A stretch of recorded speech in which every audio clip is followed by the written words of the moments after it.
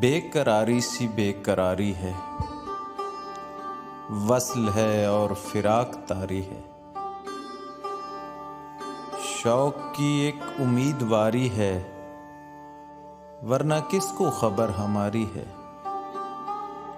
جو گزاری نہ جا سکی ہم سے، ہم نے وہ زندگی گزاری ہے۔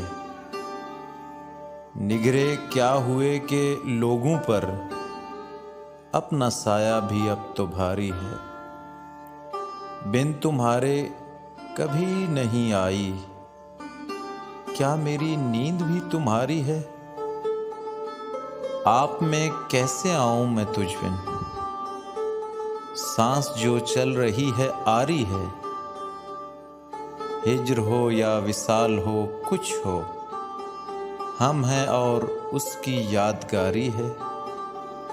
ایک مہک سمت دل سے آئی تھی، میں یہ سمجھا تیری سواری ہے، برہمن میرا وہ بت نازک سارے ہندوستان پر بھاری ہے۔